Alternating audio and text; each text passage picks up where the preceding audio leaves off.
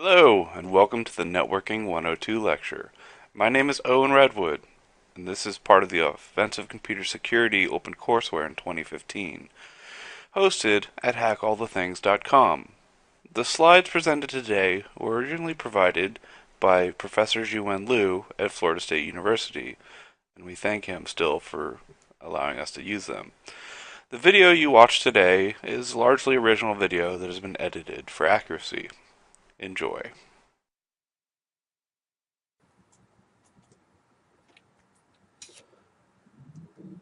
All right, class, we're resuming Networking 102 lecture, and we're going to cover the layers above the network layer, so layer 4, the transport layer, and layer 7, the OSI model, the application layer, as well as layer 5, the session layer, for what it provides us with SSL and SSH. And we're going to revisit IPsec back at layer 3. We're also going to cover DNS and DNS attacks, attacks against TCP that provide denial of service. Then also we're going to cover host discovery, port scanning, service discovery, operating system fingerprinting, and then incorporating network programming into shellcode design. We've covered layers 1 through 3, and we're going to cover 4, 5, and 7. And 6 is kind of not what we're going to be concerned with.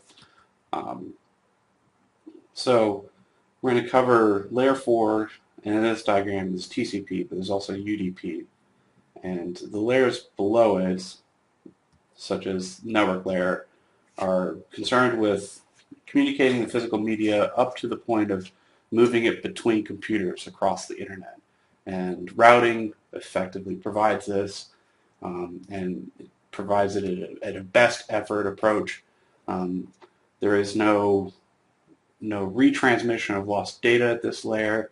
It only concerns about getting the packet to its destination and communicating possible errors if the firewalls between the 2 points allow the communication of ICMP messages back to the source of the traffic. But for the transport layer, it's more concerned with not communicating host to host, but service to service. So it's concerned with not IP address to IP address, MAC address to MAC address, but instead source port to destination port. And so transport flows are defined by port-to-port communication. And applications are usually associated with port. There's a list of well-known ports you can find on Wikipedia and other sites as well for services that were established very early on and designated a port that was basically standardized. So you'll probably be familiar with port 80. That's the standard port for unencrypted HTTP web traffic. And so source ports do not need to be chosen according to a standard. They can be dynamically selected. However, ports under 1024 are considered well-known ports, and dynamic selection usually does not stomp on these already. So having a list of well-known ports allows you to go about discovering services that might be running on a host. And the most common way of discovering services is port scanning, simply trying to connect to a port and see if there is a service responding on that port. However, a service need not respond to all requests that are sent, all connection requests that are sent to it. And there is a connection scheme called port knocking that requires connecting to a host over a various number of ports in a very specific way in order to trigger a response from a service. It's basically a secret knock. You have to get it just right. So outside of discovering port knocking services, discovering standard services, which is 99% of all the services running on the internet, is simply handled by port scanning. And there are various different tools for this, and we're going to cover them in a little bit. And there may be various types of applications for each service. For instance, there's various different web servers, there's various different HTTP servers, there's various different operating systems and the basic services that they may provide as well, such as Samba shares and perhaps SNMP handling, etc. And so there are ways to fingerprint exactly what services, what application, and perhaps the version of that application are providing the service when you scan it. And so this is called application fingerprinting, as opposed to just detecting whether or not it's up, which is more so just port scanning. So, but we're getting a little ahead of ourselves. We need to cover TCP and UDP a little bit first in order to cover that material. So TCP stands for Transmission Control Protocol, and is designed to guarantee reliable and ordered streams of traffic. However, in order to do this, there's error checking, and there's sequence numbers, and there are retransmission algorithms, and the control provided by TCP imposes overhead, and this requires essentially tracking the state on both the there's overhead not just in the added information to each packet, but also in the memory as well as clock cycles occupied by both the source and the destination of TCP traffic. So this is important to consider when comparing it to UDP. So TCP requires tracking the state of each TCP session on both the source and the destination on both ends of any TCP session. And despite what most courses teach you about video streaming and streaming media on the internet, you will find that most most common streaming services actually opt for TCP over UDP, interestingly enough. So TCP header contains a source port, a destination port, a sequence number, an acknowledgement number, a window size to specify how much room I have in my buffer for your next messages, and then a checksum, which if you're fuzzing anything over TCP, any packet-based fuzzing, you're going to recalculate that checksum to pass that basic constraint at the layer 4 in order to make it even to layer 7, your target application. Usually you're just going to be sending whatever you're fuzzing over some library function. Say if you're doing it with Python, you're going to just have the raw data and you send it, as opposed to replaying the entire packet. Because if you replay the entire packet, the state of the TCP session may not be in the exact state that you need it for the application to handle it accordingly, let alone the state machine or TCP to pass along up to the application without saying, hey, this doesn't make any sense. Why are you sending me this now? We haven't even established a connection. You have to at least buy me wine first, kind of deal. So TCP starts off with a three-way handshake where the first request from A to B is a SYN.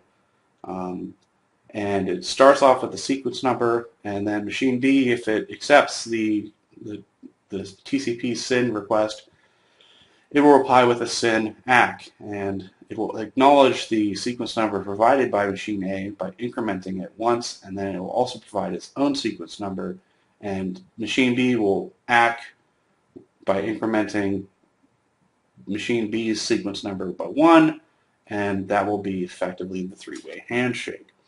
Now, this obviously has to keep track of what my sequence number was for machine A. It was 100. Now the reply says it's 102.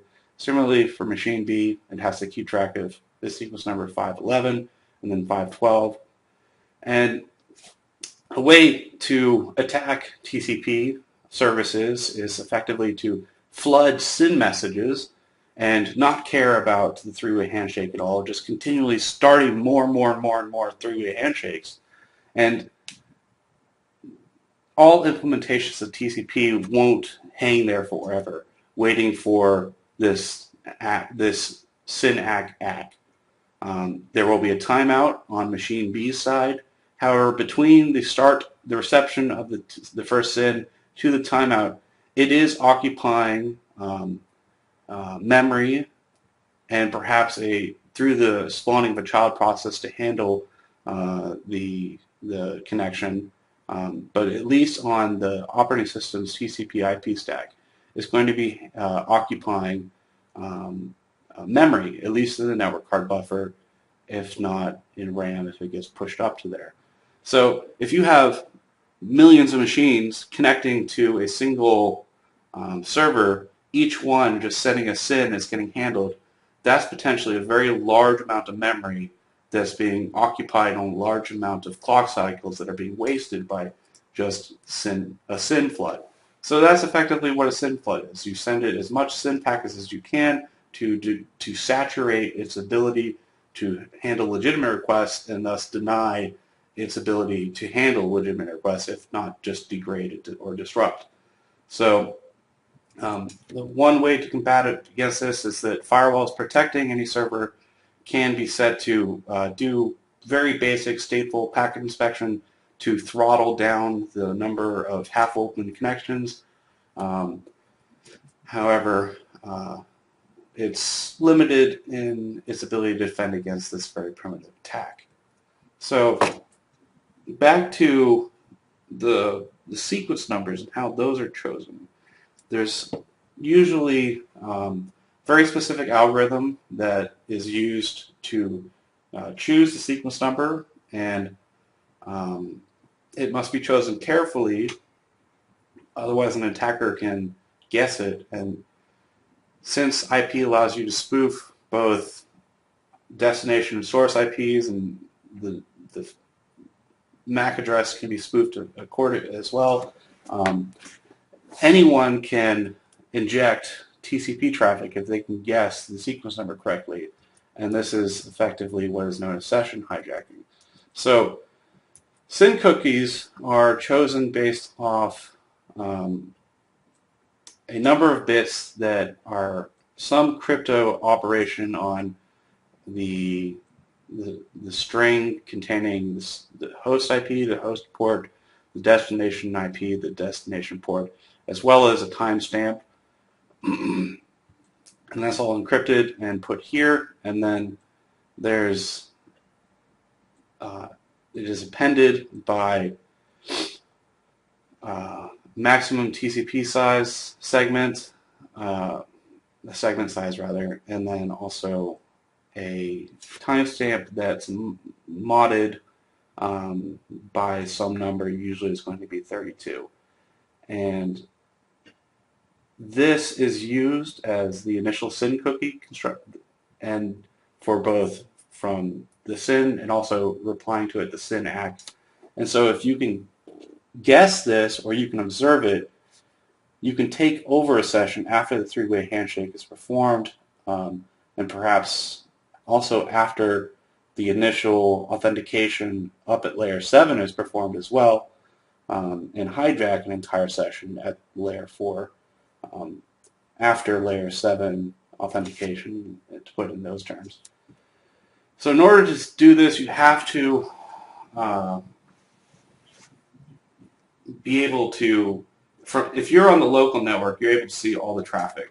If it's a wireless network or if it's a hub. Switches, not so much. You're going to have to do some network trickery in order to redirect all the traffic to you as well. Perhaps you're hacking the switch or the router to forward traffic to you as well. And if you can see all the traffic, you can simply inject anything you want at a very near future sequence number. Originally, sequence numbers were incremented predictably, usually by 1. And fairly early on, probably back in the 2000s, most operating systems TCP IP stack started incrementing the TCP sequence number by a random value. in order to prevent such session hijacking attacks. However, that random value, it depends on how random it is, and it may still be attackable for some operating systems' default TCP/IP stack. Now, for a blind approach, if you cannot see the traffic, you're going to have to guess the sequence number, and that's going to usually require a lot of brute forcing, which may raise IDS flags as well.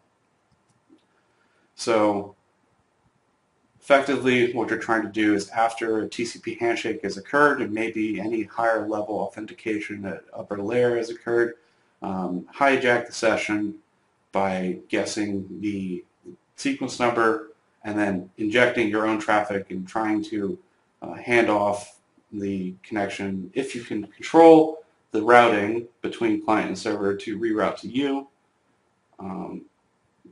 to then thus effectively hijack the session. If you cannot, you can perhaps inject one or two TCP packets before the application falls apart.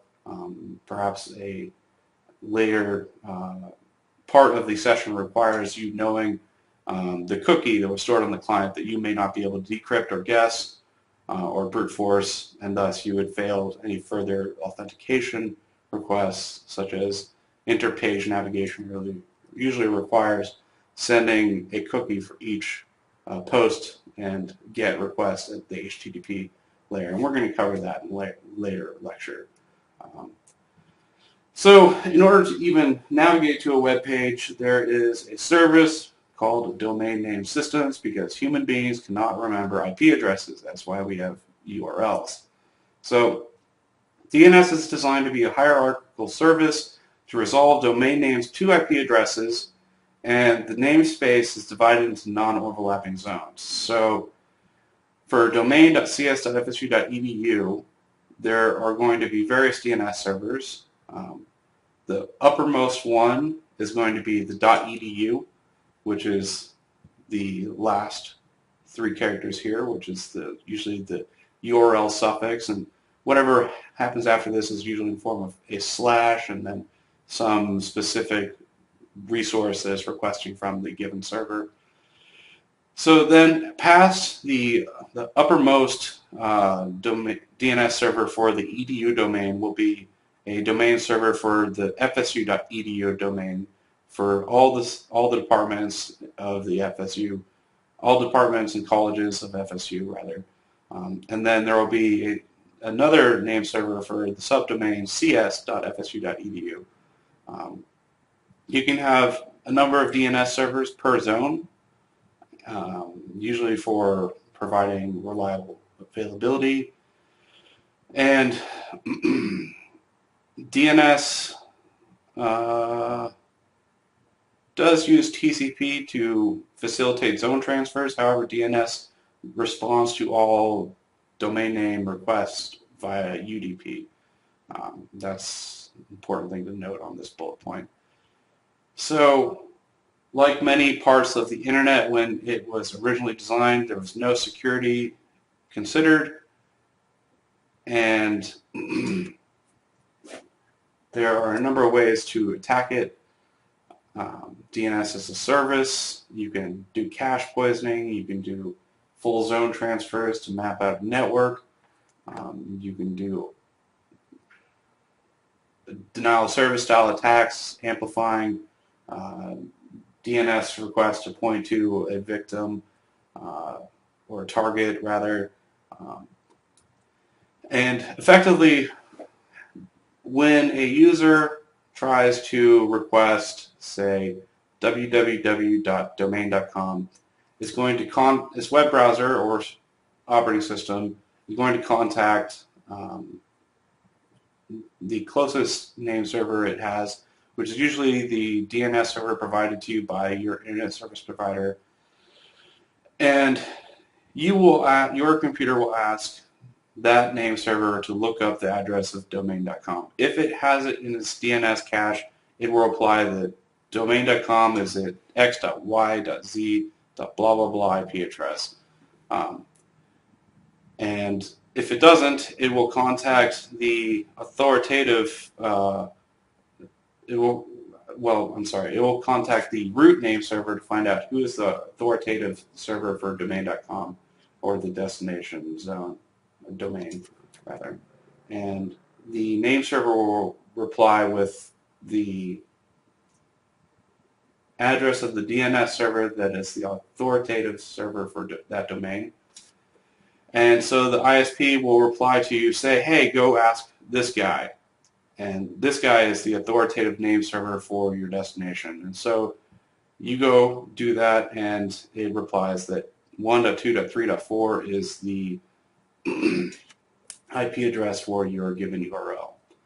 So DNS communication, as I said earlier, uses UDP to do all of this. And perhaps the only security that it has in this is that requests and responses have a request number, and that's a 16-bit, rather a short number to keep track of that transaction. And servers can be configured as I said, authoritative name server, which is the one that is officially responsible for answering requests for a domain, or a recursive one, which passes on requests to other authoritative servers. So the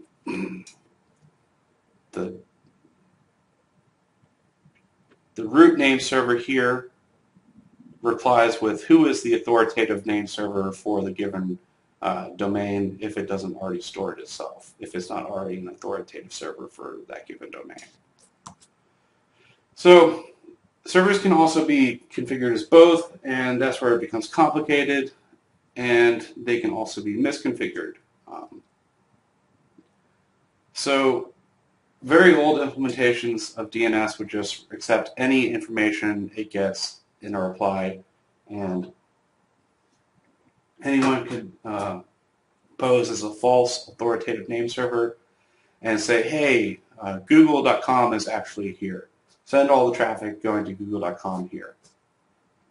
Or send all the users looking for google.com to this IP address, should be what I said.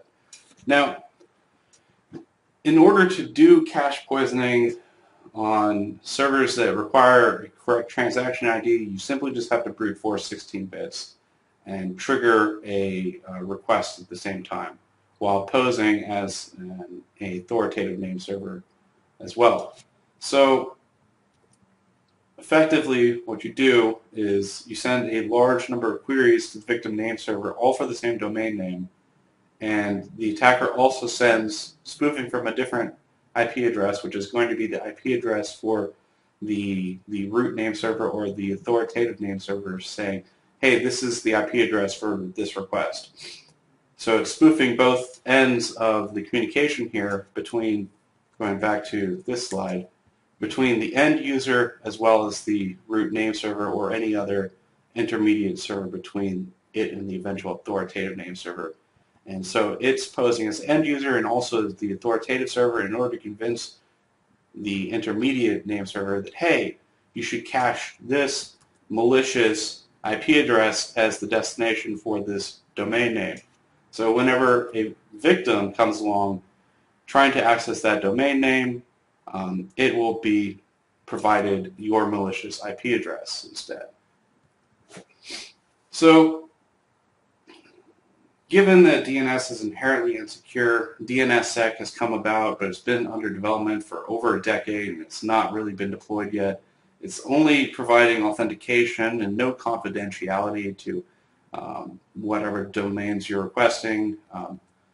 Obviously, many users would be uncomfortable with someone keeping track of all the domains that they visited on the internet, especially if you're aware of how many domains you access by a single visit of any site with tons of advertising. Perhaps half of your traffic touches nefarious domains without you knowing it. Nefarious, if not downright suspicious, I should rather say. So DNSSEC doesn't provide any confidentiality, and it's related to RFC 3833, and it uses a hierarchy of established secret keys to verify the identities of DNS servers between each other so that they don't fall victim to cache poisoning without a compromised key, which raises the bar for attackers to obtain a key either via hacking a name server or by breaking the crypto algorithm that's used to establish the keys, which is much more difficult. But nonetheless, all efforts to secure the internet are really reactionary because the internet was not designed with security in mind. It's all just designed to efficiently transport data from point A to point B.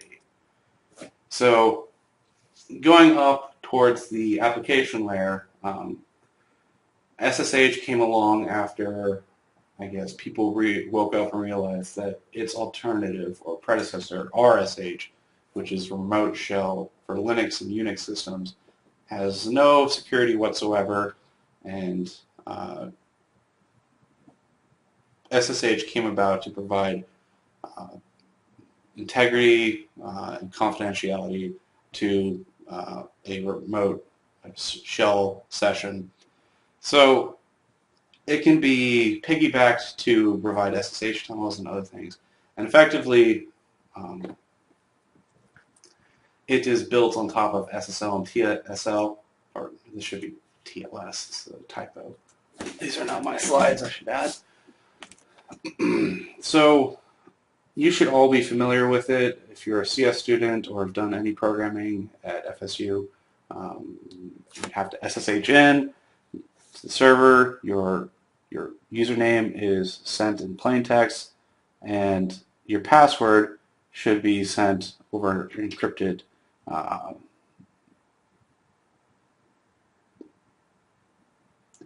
session key that you've established. And prior to SSH, I said RSH, RLogin, Telnet, etc. Everything was sent in plain text, which was obviously not a good idea. So logging in with everything in plain text is a problem for applications above the complexity or the simplicity of SSH.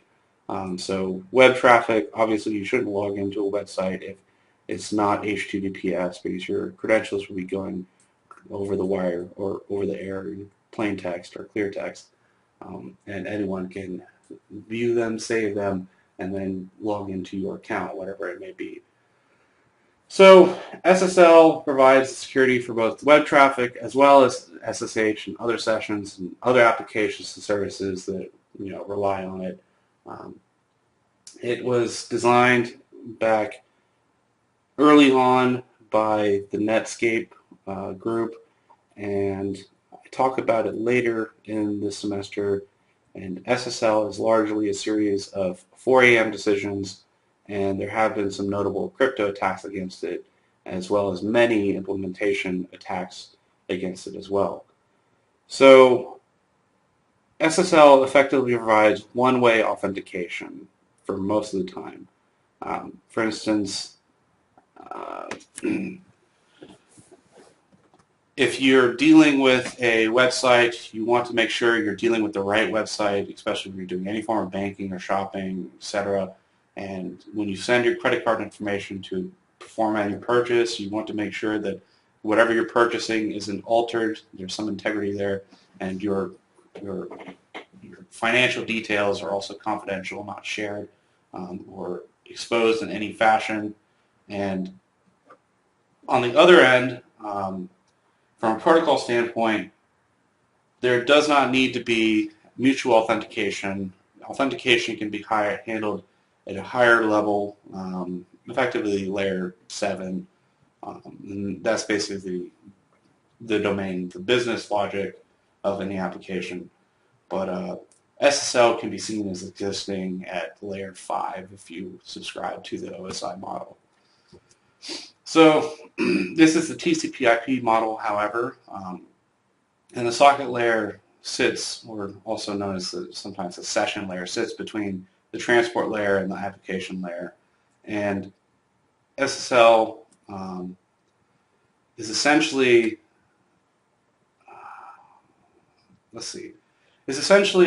you make a random request, and then the recipient, say Bob, replies with his own random request and providing his certificate.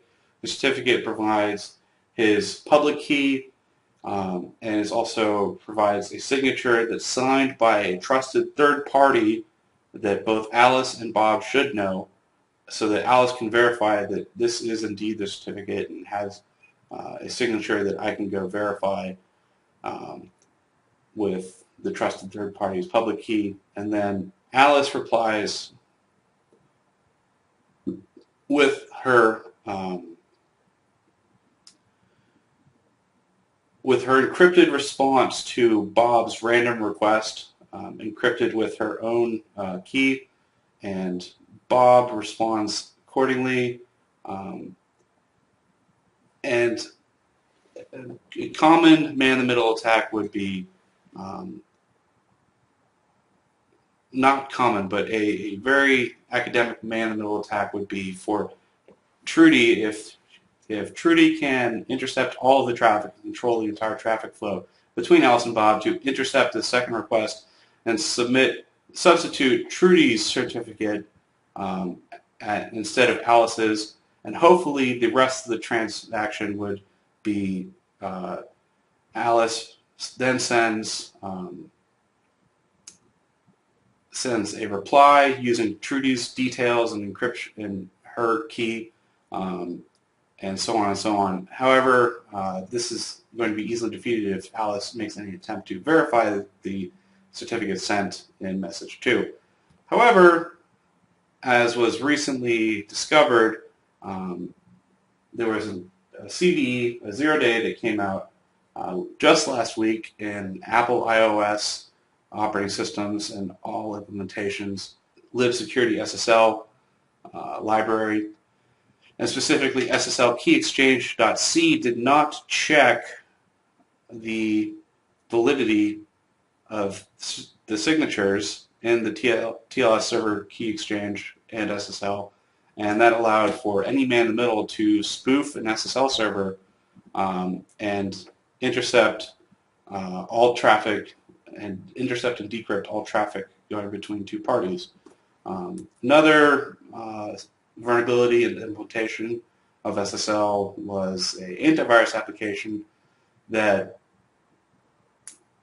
did not check if the server's host name matched the domain name provided in the subject's certificate, which allowed basically malicious users to submit whatever certificate they wanted for any domain, and it would just accept it as long as it's a valid certificate. So this allowed hackers to basically attack the antivirus software whenever it's doing updates and other stuff as well. Another CVE related to SSL and TLS was a very serious vulnerability from 2012 in the apt-get update toolchain for Ubuntu that allowed basically attackers to install arbitrary packages, arbitrary repository keys via man-in-the-middle attack in a vulnerability in the apt-add repository tool that did not properly check the keys imported from a key server to see if they are valid at all.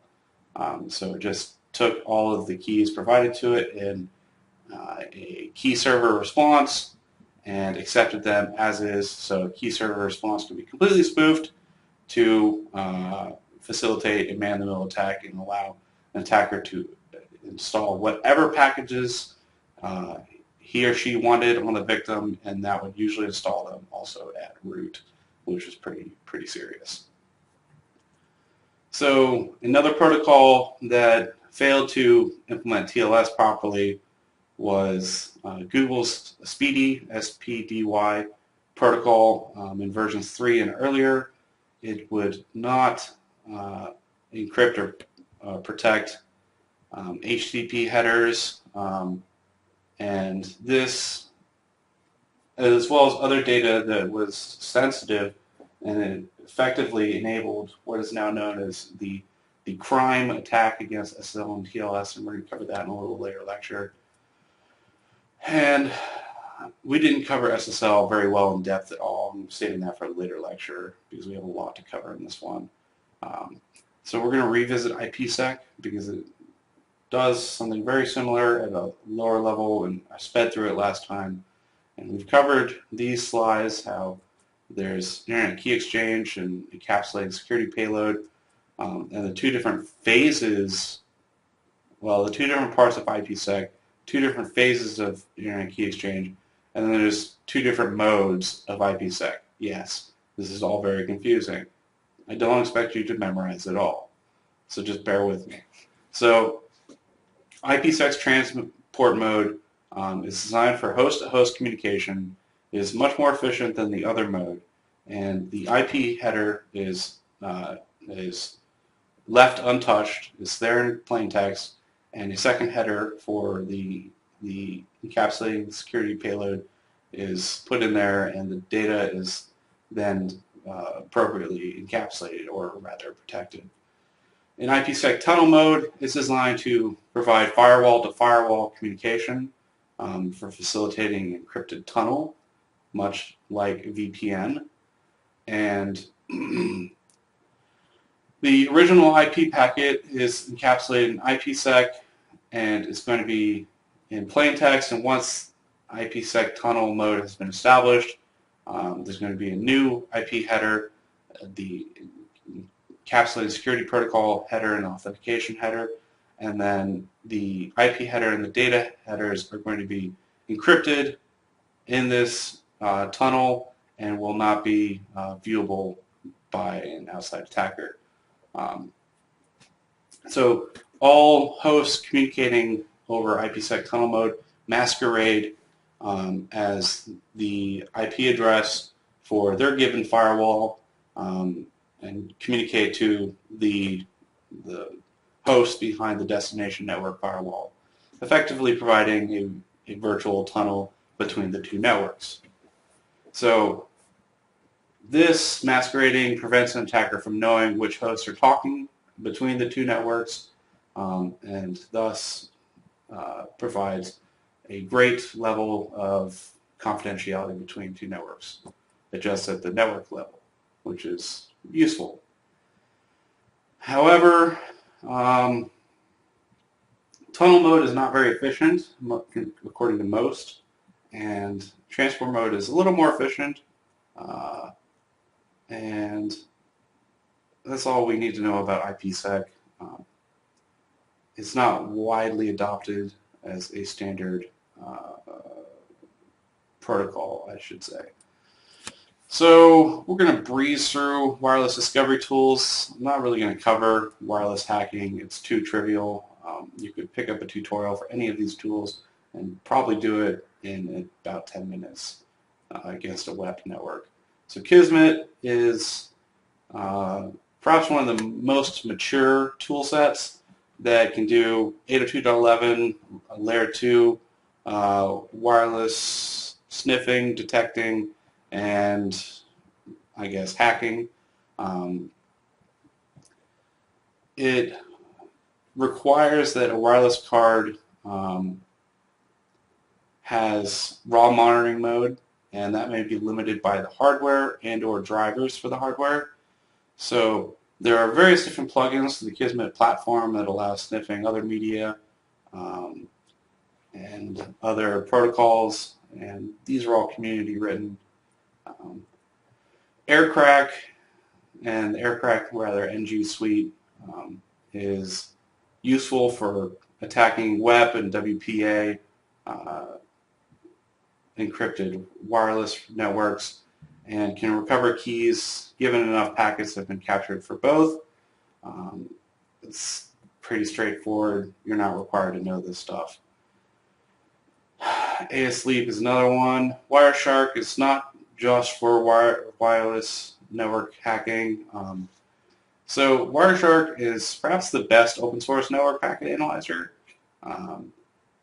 You should never run it as root. Always follow that warning. If you're going to use it for any form of intrusion detection or incident response, you should be using TCP dump, piping it to a file, and using Wireshark and non-root mode to open it up if you need a GUI to view all the stuff going on in it. So it can do all these things on the slides: troubleshoot network problems, examine security problems. Say if you have a device you suspect it has a rootkit on it, you cannot use any of the diagnostics provided by the device from ring 0 to 3, if not below 0, all the way if it's a IPMI rootkit to -3. Anything that device may tell you could be a lie. However, if it's part of a botnet or communicating back to a network, it can't lie about what it sends over the network. So if you plug it up to a network tap and you capture all the packets and then open them up perhaps with Wireshark, you can examine security problems. From a developing stance, you can debug protocol implementation problems, and from an educational stance, you can use it to learn a great deal about network protocols in general. So there are some sample PCAPs at this URL. However, more interestingly for us, these two URLs provide PCAPs for general network security, and the last one provides very interesting PCAPs for botnets and malware. And you can see exactly what the malware is doing when it dials back to its host and then establishes the rest of, well, its automated intentions. So TCP flow is another useful tool, very similar to Wireshark. However, it's more concerned with taking the entire flow, whether it's a whole TCP session or whole UDP session, scraping out the payload and reconstituting it into what is entirely sent from each application down to the lower networking layers, such as layer 4, layer 3, etc. So TCP flow will allow you to scrape out like entire PDFs from a PCAP, and entire images and spreadsheets, and whatever is sent just over TCP will allow you to reconstitute those files in easy to read format. So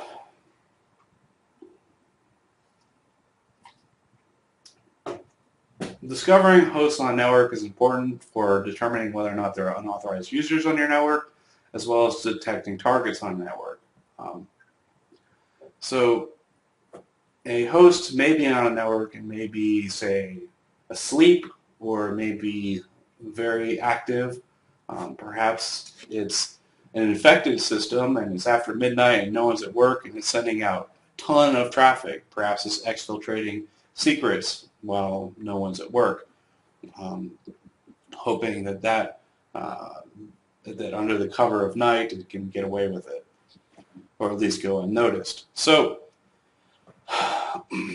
there are various ways to determine the liveness of a system. If you have network monitoring capabilities at a firewall, that's very easy to see in many graphical formats provided by a very, very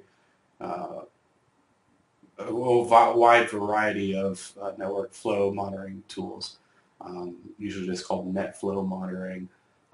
But if you need to discover hosts, there's ICMP, and ping is an obvious choice. However, ping is commonly seen as a security threat, and many networks have some form of blocking policy on ICMP protocols. There's also nping and a tool called Superscan, which is more Windows, I believe. Never used it though. So there are a number of ICMP message types. Here are a few of them, and they can be used for discovering a host on the network, whether it's up or perhaps if the destination is reachable, and thus is implied that destination or host is down. There's also nmap and nping, and nmap is an old tool that's commonly seen as a Swiss Army knife, but it is slow nowadays compared to advancements. And you can scan for those well-used ports under 1024 to see if it's running any common services, and that might be a quick way of determining how lively a system is, whether or not it's up or not as well. However, this is not very scalable for a large network, its approach at least.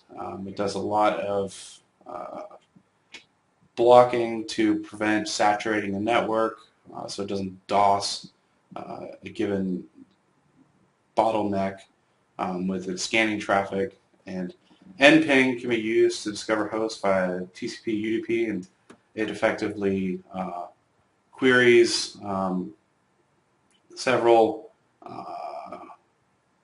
common ports, such as port 80, port 443, and replies back the results of such queries, and it's pretty quick. There are other ways to do host discovery, especially if you're on the outside and the DNS server is misconfigured. You might be able to do a full zone transfer to an imposter DNS server that you set up, and this will allow you to map the entire internal network.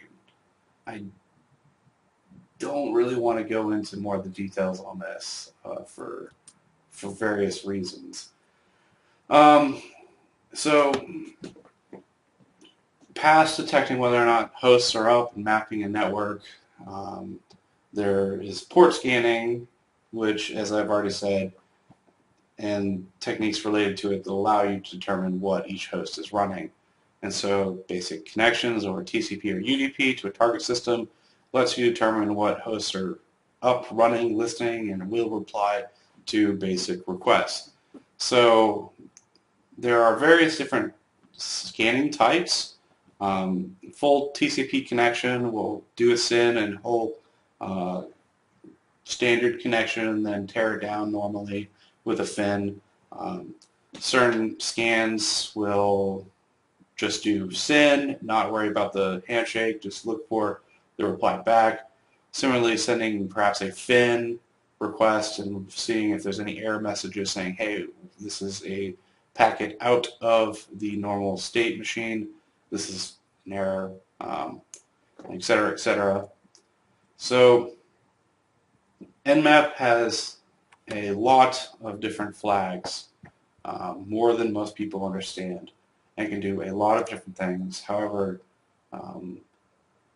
it can be quite cumbersome and is also very inefficient. And I opt for ZMAP, which came out August last year, after this original class in spring 2013. And ZMAP is just downright awesome. It can do, I believe, everything Nmap can do, or at least facilitate and equivalent Nmap functionality much, much quicker. ZMAP can, with a single PC and a decent internet connection, scan the entire IPv4 address space in under 45 minutes. And I provided links to it here. Here's a basic table from the slides for ZMAP's original presentation. It can scan 98.7% of the internet in, I believe this was an hour and 9 seconds, hour, 9 minutes, 35 seconds. Whereas for Nmap, it took 62 days and could only get 81, for single, I forget. But it's much, much quicker. And this is compared against Nmap's configuration of Insane, which is the most aggressive, I believe. However, I don't use Nmap that much.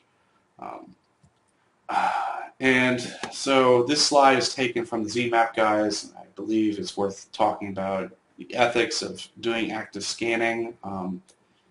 It's impossible to request permissions to, when you're trying to survey everything on the internet, to request permissions from everyone on the internet. That's just totally impossible. At the web level, for the World Wide Web, most search engines and web crawlers do some form of basic permission request to see, hey, do I have permission to just look for all possible things on your web server? And the file that is first requested that provides these permissions or specifies what the owners of that web server allow people to do, although there's no enforcement of what is allowed and not allowed, is something called robots.txt or .robots file, and that specifies that, hey, you can visit these files on my web server. So since there's nothing like that at the network layer, um, there's no way to know whether or not administrators want you or don't want you scanning their network.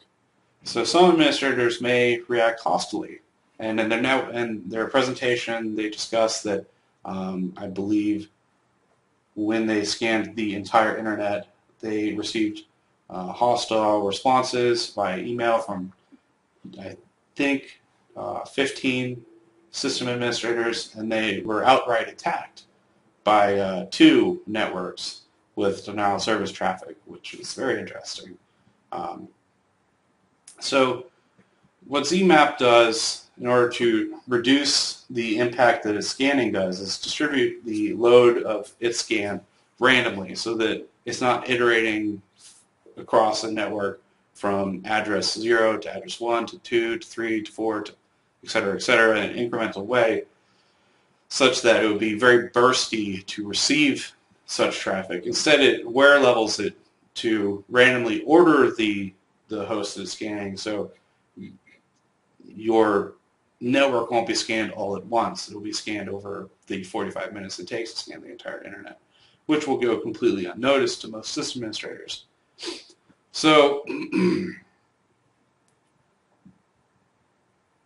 it also makes an effort to honor, if there's some way to handle it, the request to not scan my network if it's provided. I believe there's a configuration file that's, I think, like a blacklist file that ZMAP loads, and you can specify subnets to avoid. But there's also other tools, SuperScan. I've never used this, but it's nice and has a GUI. So past detecting what services might be on a network, you might want to determine the operating system that provides it, as well as perhaps the implementation of the TCP/IP stack for the operating system. And differences arise because humans interpret specifications differently, and vendors will interpret the RFC differently for TCP because it's a little complex. And so the nuances in how things are implemented differently allow you to fingerprint these things. So this can also be used to, if you can detect exactly what version something is, you can provide all the known vulnerabilities for that version. And this can be integrated to provide basically a vulnerability scanner. And tools like Nessus will provide that at a network layer. However, Nessus has gone from free to now you have to pay for it. So very basic fingerprinting is if a protocol is verbose, it may provide a lot of information from its very first reply. And if it does, you can do what's called banner grabbing. You simply just netcat or connect to the service, and it will tell you all these things. For instance, web servers usually reply with what version of HTTP they are, a HTTP response, the current date, what server it's running, perhaps what operating system it's running, et cetera, et cetera, et cetera. And this tells an attacker a great deal. For instance, if this particular version of Apache had a 0-day that allowed me just to send it a couple packets and I own it, well, the attacker is not far away from compromising your system just with this information you've given.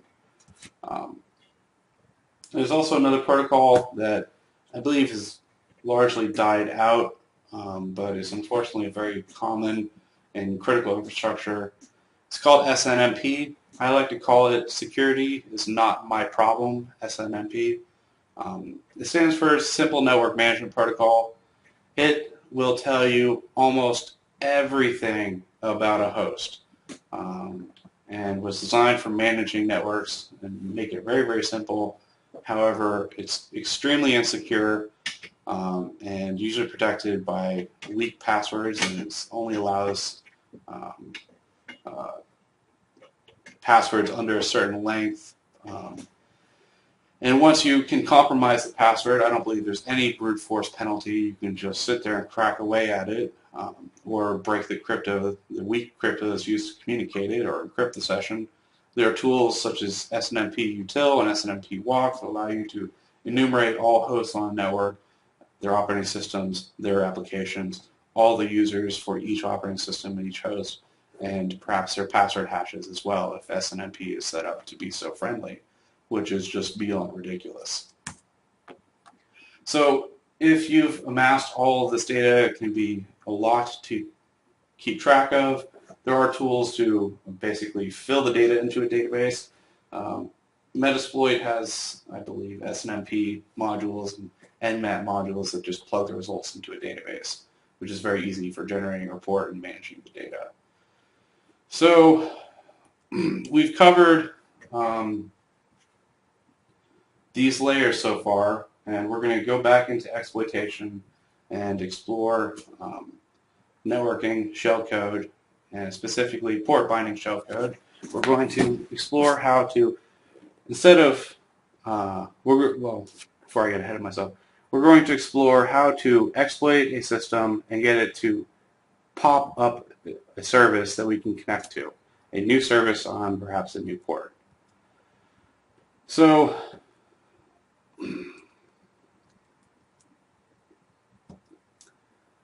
in the textbook, the CD provided to it has a application, tinyweb.c, that has a very, very simple buffer overflow vulnerability in the receive function that receives data to the service and stores it in destination buffer, and it's very easy to buffer overflow it. And we're going to look at it with these slides that Professor Lewis put together that have it opened up with GDB, and discuss how to write shellcode for it and how to write shellcode that will pop a shell that we can connect to. Because if you just tell it to pop a shell, it's going to spawn it on that server locally, and there's going to be no one accessing it. It's going to be useless, and our exploit techniques so far have only been for local privilege escalation. So what we need to do is run the service and attach GDB, the debugger, to it. -Q, I believe, tells it to use symbols.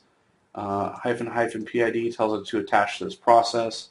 So what is done, we run TinyWeb, we get the process ID, which is 13019, and we specify to attach GDB to this process and to use the symbols provided in this binary.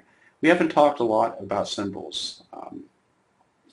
Symbols are things in source code that make it readable for humans.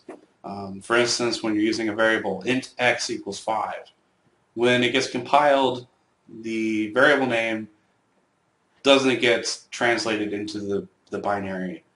So you lose that symbol, you lose that information. Similarly, for a function, say int foo, and the arguments for it are int a and int b, the arguments are going to be accessed relative to the stack pointer, and you're not going to see variable names for them. So those symbols are lost. The symbols for almost all variables are lost.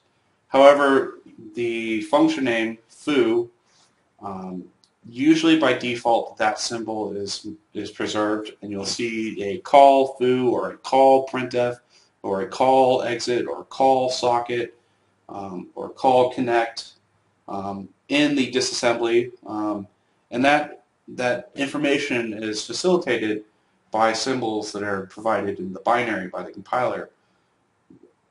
So we're telling GDB to load the symbols that are provided by a.out, which is, since we've just called GCC and not told it what to specify the output as, it's going to use this default a.out.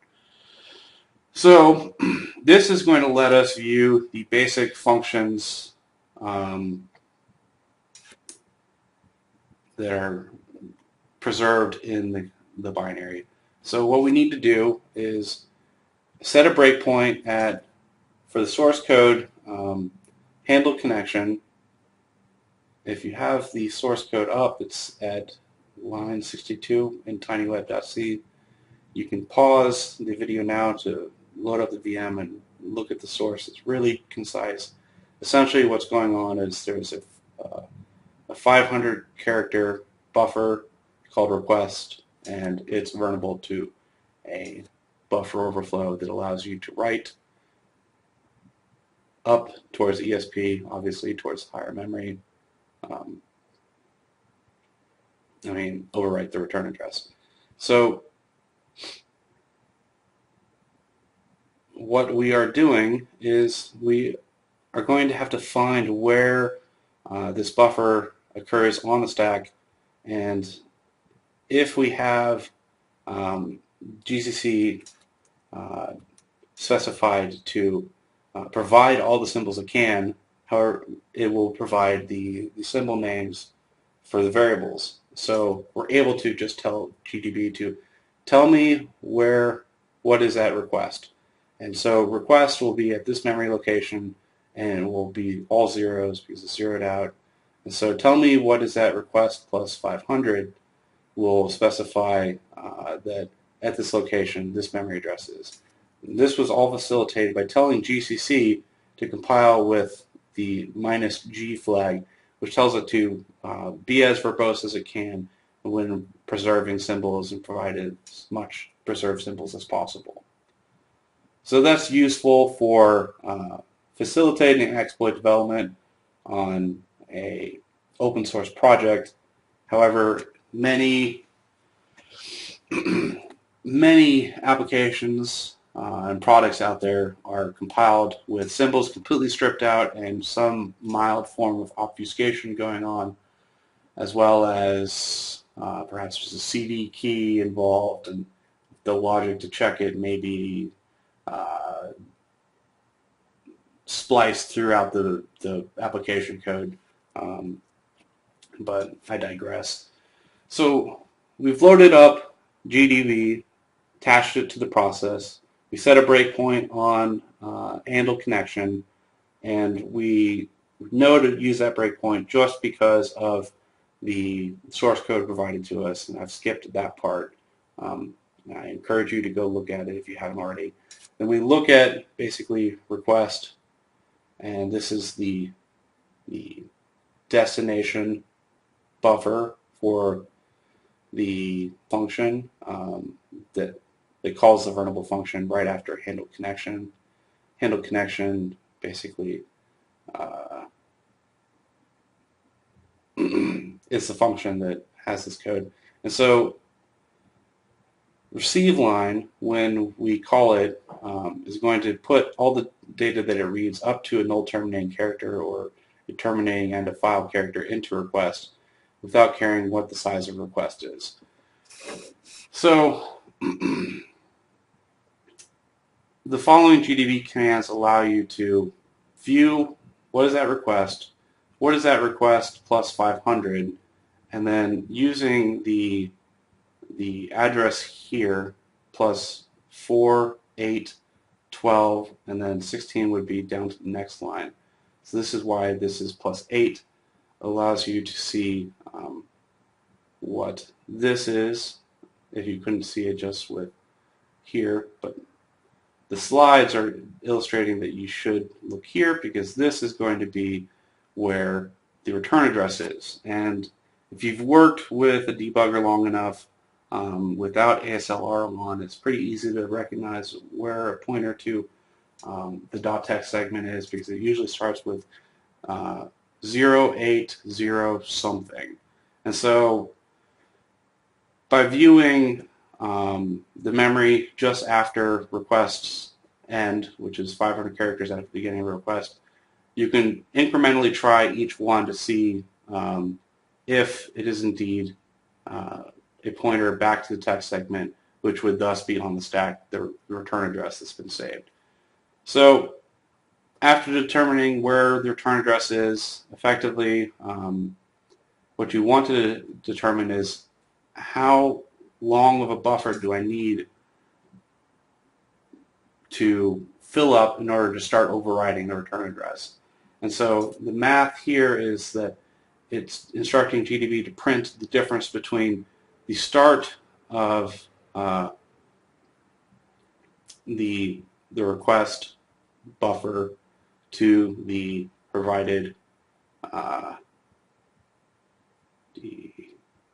here we go, provided return address, which is the BFFFF7D4 plus 8, which is BFFFF7DC. And so the difference there is 540 bytes. So the general technique is that what are here in the slides is not the only way to do this. I'm going to say one way, and then I'm going to address with some of the slides. With the 540 characters that you have up to the point where you're targeting the return address, you can put in shellcode, and you can tell the return address to point directly to that shellcode, and you can make the targeting easy by appending NOPs or NOP sled to the front of it. We've covered this already. Or you could fill it up with garbage, or a combination of a NOP sled, then your shellcode, then garbage, and then overwriting the return address. That's a very, very common technique. And the garbage may be NOPs behind it as well. Or what you can do is fill up all 540 characters with garbage, overwrite the return address, and then after that have a NOP sled, have your shellcode, and then your null terminator. Obviously, it takes up much more space than the 540 characters plus a pointer. You may not have that much space in the destination buffer, which is something to keep in mind. So, in all cases, you're going to have the return address being overwritten to point to your NOP sled or the beginning of your shellcode. And it's important to note that in network programming, the null byte is not always the terminator or end of file or null terminating character.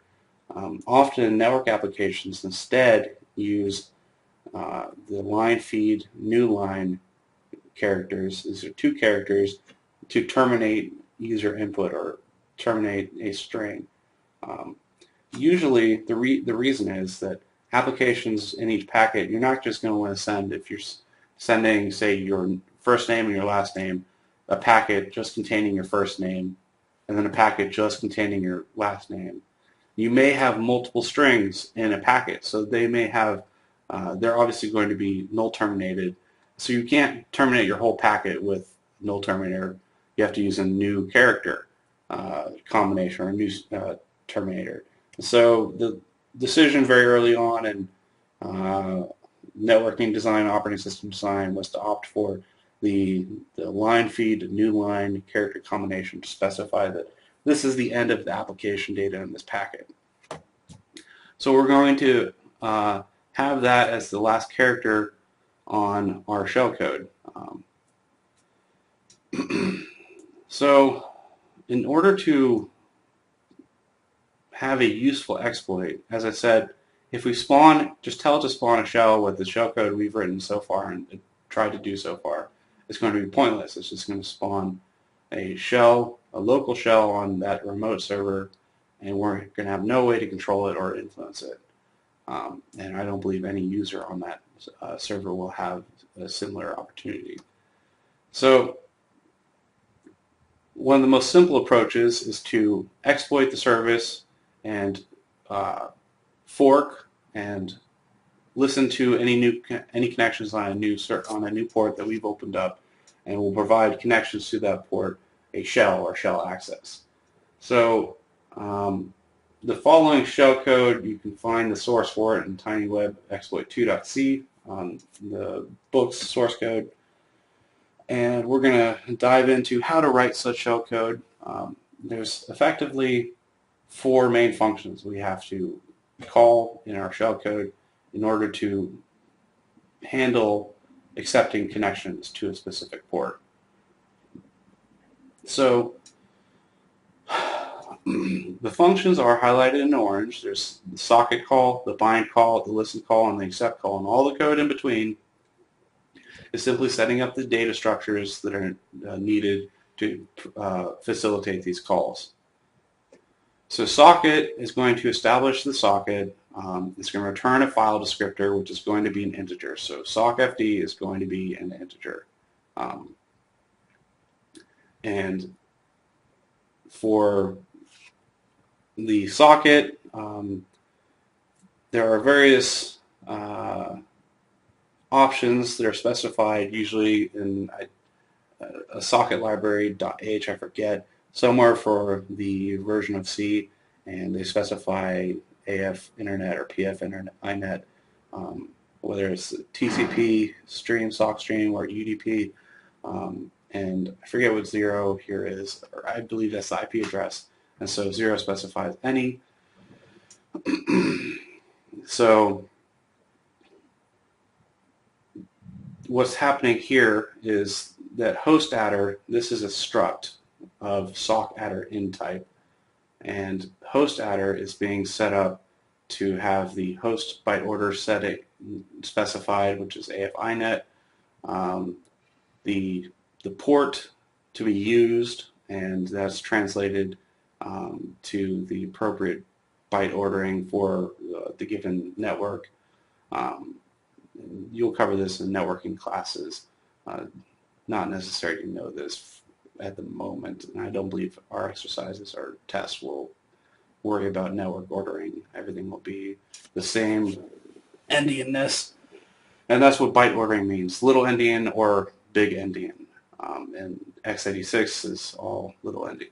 So by specifying in the last option for the sock adder that the adder should be in adder any, this flag specifies for bind or whatever is using this to automatically fill with this current machine's IP address. The code after this, memset, zeroes out the rest of the struct so it can be safely used. And this is all legitimate code that we're trying to understand so we could write our own shellcode to mimic it. Then the bind call passes in the file descriptor, which is, as I said, an integer provided by socket as the first parameter, and then the host address structure. Effectively, it's tying this file descriptor to an address, an IP address and a port, as well as a family specifier so they can communicate properly all the transmitted and received data and any errors and transmitting it to the appropriate file descriptor. Then finally, once the socket is binded, it can begin listening on the socket, and accept is a blocking call that waits for any connections coming in over the socket and will handle them by returning a new file descriptor that allows communicating with that new connection. So we're going to have to understand socket call. It's specified in user include whatever your architecture is. In this case, for the book, it's i386, and UNI-std.h is the given library or header file that specifies the socket call table. So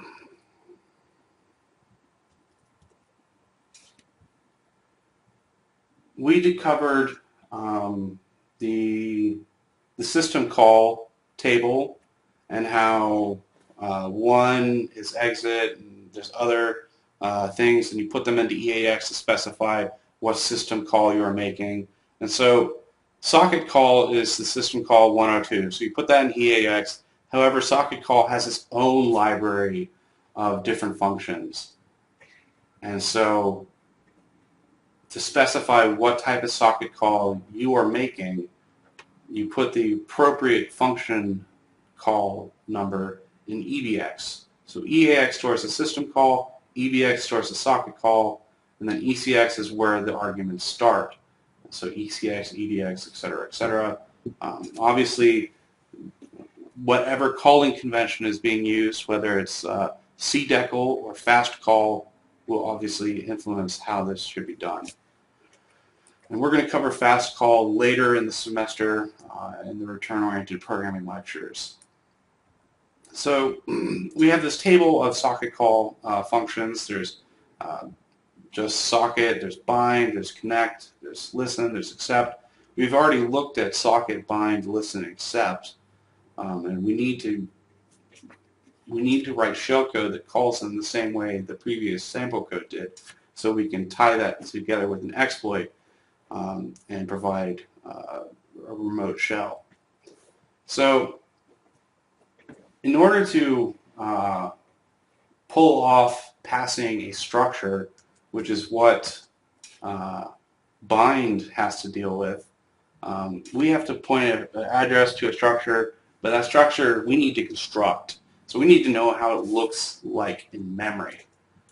So is it going to have like each field in the struct be padded? Maybe there's some cookie, maybe there's zeros, maybe there's no padding. Well, for GCC compiler and most compilers that I know, structs are just arranged flatly in memory. Obviously, there's basic memory alignment that has to be complied with, and effectively for the host adder struct, there are 4 parameters that we have to fill out. And there's the short, which is there's the SYN family, which is a short. There's the SYN port, which is also a short. There's the SYN adder, which is 32 bytes for IPv4. 32 bits, I'm sorry. And then the rest of it is going to be zeroed out for bind to set. So if we look at it in GDB with all the symbols compiled, which is obviously not default, we can do things like just print host adder, and it's going to tell us for this line of code when we break on it that it's going to be a struct with the SYN family set to 2, the SYN port set to this, the SYN adder set to adder any, which is going to be set to whatever this host IP address is, and so on and so on. You can see that if we're going to have to set this up, there's going to be a lot of null bytes in here, and we're going to have to figure out how to work with that. So if we print what the hex is for 27002, which is going to be the port that we're going to open up, that we're going to connect back to. The attacker is going to connect back to the victim once we've exploited it. It's going to translate to 697A. And if we look at the memory here in the stack, it's going to be 697A, and obviously it's little endian ordering. And so for just 2 bytes, this is actually a short. So that's how we determine that this is a short if you can't read that from the source code for the socket family calls. And so similarly, this is also short, and say the 4 bytes here, 32 bits here are for the IP address or the socket address, and then the rest is all zeroed out. And if you do size of struct sock adder, it's going to return 16 bytes, and so that's why 16 is used here in this instruction to print out 16 bytes starting at the address pointed to by host adder. And so given that we had to call, going back, host to network short, this establishes this encodes whatever short is given to it to the network byte ordering. So 31337 is going to get reordered to it's going to be represented in hex, and it's going to be reordered in little endian. So that's why 697A is actually 27002, and if you undo the reordering, it's going to be 7A69, which is 31337, which is why, if you're trying to understand why this port is specified does not match the one that was immediately recognized, that would be why. So now that we understand that structs are just flat is just a flat arrangement of data in memory that just has to comply with the alignment restrictions that all processors have to comply with, that we've already talked about earlier in this semester, we can go about putting together some very basic shellcode that can XOR out what we need to and push the values that we need to accordingly. So in order to call socket, we're going to pass it 3 integers, and the first one is going to be, going back, PFINet, sockstream, and then 0. And what we've done in the slides is just translate whatever these flags to the integers that they map to. Most flags in networking map to just an integer or a short. So the equivalent of that call is just calling socket, providing it 2, providing it 1, providing it 0. That's PFINet, and that's TCP. And then this is, I believe, to tell it to use, I forget. But anyways, so we have to first push into EAX the system call number for socket call, and then into EBX we have to make the similar setup for whatever function in socket call we're calling. So that's going to be the socket call.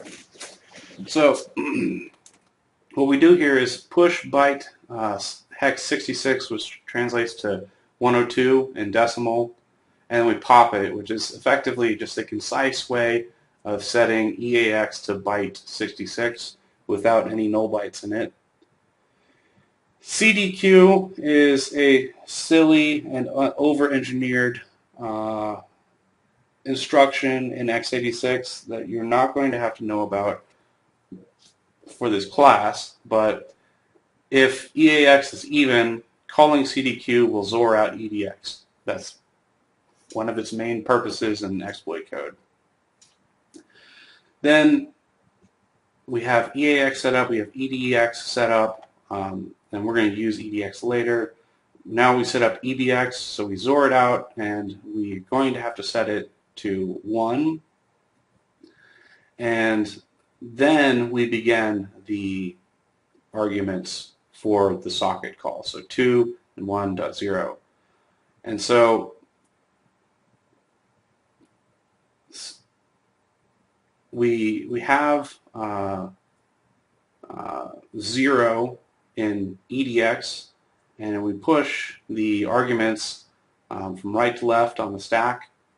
So we push 0, then we push 1, then we push 2, and then in ECX goes a pointer to the arguments for the given socket call function.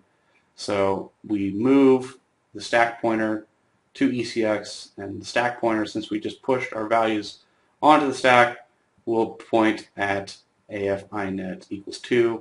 We'll push byte 2, we'll point right there, and then we call the system call, and that will call socket.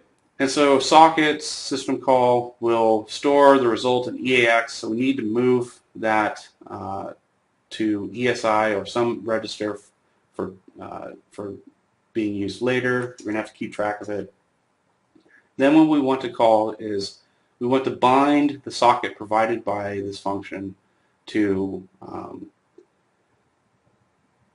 to the following struct that is going to be a sock adder struct, and we're going to have to set the first argument to 2. We're going to have to set the port to the host ordering, host and network short ordering, so it's reverse ordering for whatever value we specify. So we translate the hex and then we do little endian reverse ordering on it. So 7A69 is at the end of the day going to be on the wire 697A, and then and then the last value, if you specify any integer other than 0, it's going to use that as IP address, but if you specify 0, it's going to tell bind to use my IP address. And then lastly, the size of this struct, and that's going to be in bytes. So first thing we do is, since EAX has been trampled over by the socket call, we're going to have to restore that, and that's why we saved the return value that was put in EAX into a different register so we can keep track of it. So we're setting EAX to the socket call family again, and then EBX, we know from just actually experience that it's not going to be trampled by the system call, and EBX will still be 1, and so we increment it again to get 2, and so that's specifying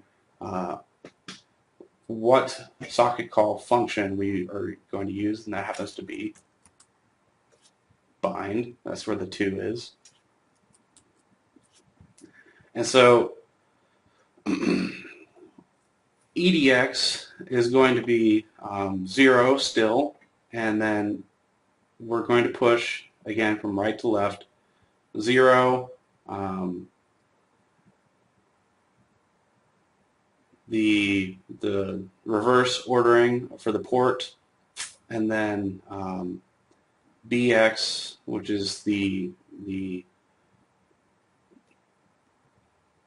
lower half of EBX, so that's going to be just 2 bytes, which is going to be a short, and the rest of the code is that we're going to have to move, again, after we've pushed all this stuff to ESP, so we're providing a pointer as the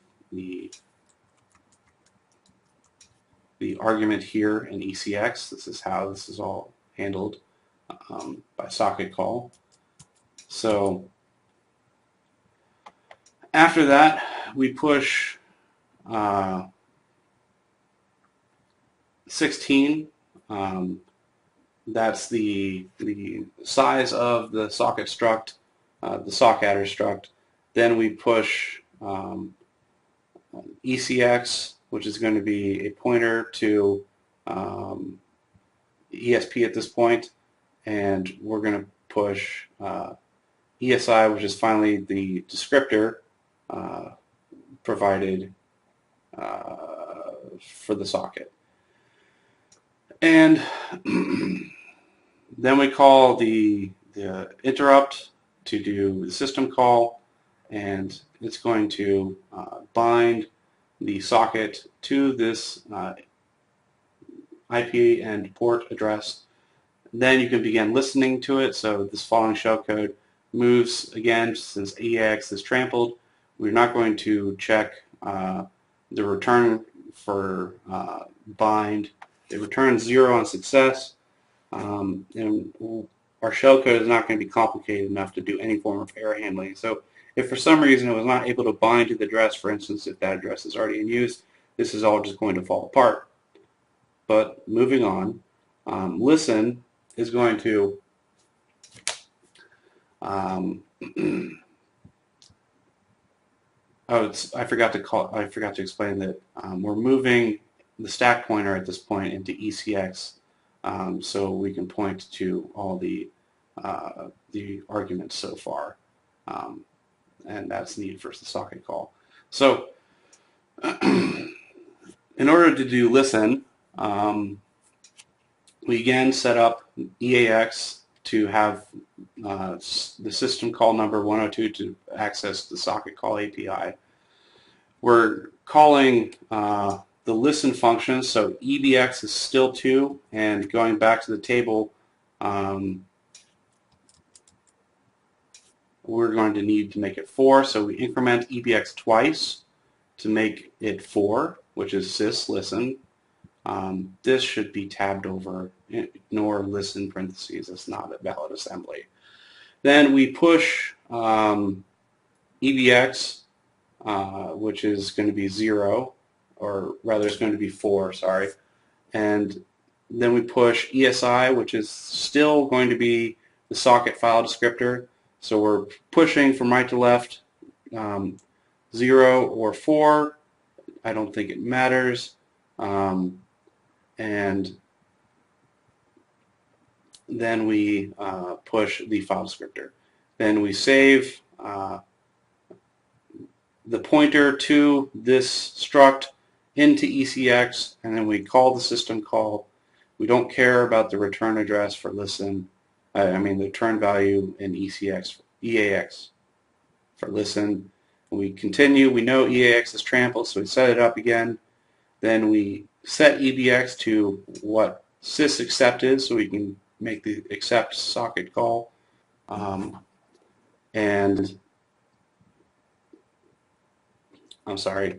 we set up the socket call, and then we set up EBX to point to the appropriate sys call. Then we, in EDX, we have 0 still. So we push it twice to push 2 zeros onto the stack. And then lastly, for accept, you specify what socket you're accepting on, and it's going to return a new socket file descriptor. So we tell it we're accepting on the socket file descriptor that we've been keeping track of in ESI, and then we save the stack, the pointer to the struct into ECX, and we make the socket call again, and that is how it's all done. However, you need to now tie it to spawning a shell. So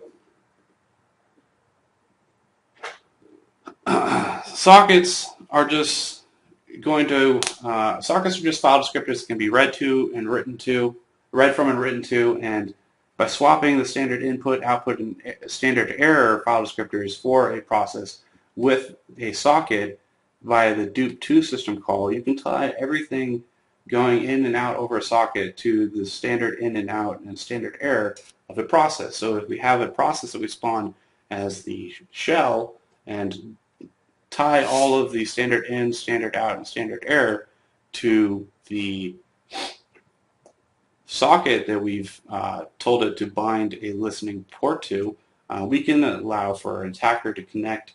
We can allow for our attack to connect back to the service that we've exploited and popped a new service to spawn a shell on over this new port 31337. So dup2 is very simple. It takes 2 integers. The first one is for our purposes, going to be the socket that we're setting up, and then we're going to pass it standard in, standard out, and standard error. So standard in is going to be 0, standard out is going to be 1, standard error is going to be 2. So by Zoring, by continuing the shellcode, by moving the socket file descriptor that we had in as returning from accept, because accept returns a socket descriptor, it's going to return it to EAX. We're not using what we stored in ESI, we're using what's returned by accept. By using what's in accept, we put it into EBX. Now remember, we're not going through socket call at this point. Dup2 is a standard system call. So the first argument is going to be an EBX. The second argument is going to be an ECX. So by Zoring ECX with itself, we're setting it to 0, and then we call it, and this is effectively calling dup, our new connection, 0, and then we increment ECX by 1, and keep doing it, and then increment it again, and do it again, and what is resulting is that it set up the file descriptor so that the standard in, standard out, and standard error for this process now all is tied to the socket that we have accepted a new connection on. At this point, if we spawn bin sh, this is all very familiar shellcode, it should be. it will spawn a new process that connects, that provides all its communication over the socket, providing a remote shell. So we're going to explore later how to minimize some of this very verbose shellcode. It does a lot of simple things in covering branching control structures and actually having shellcode that performs loops, but we'll do that later. So the reason this is all relevant is you boring old buffer overflow, I know.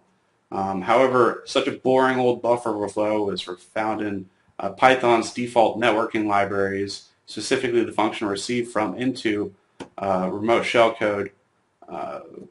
Receive from into remote buffer overflow vulnerability, and the code to exploit it all is very, very simple, and this is proof that these boring old examples actually can manifest.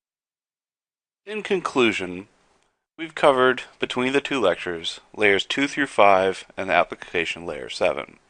Many more attacks exist than the ones that we've covered in these two lectures, and network security is a very complex subject that deserves much more time for one to study. You cannot simply master it from just these two lectures and this class alone. The next topics, after having covered what we consider here are just the basics of network security, now allow us to study the rest of exploit development, web application hacking, advanced exploit development topics like ROP and advanced mitigations, and defensive techniques and activities like incident response and forensics and security operations center management, etc. Thanks again to Professor Zhuwen Liu at Florida State University for the original slides, and I will see you next time.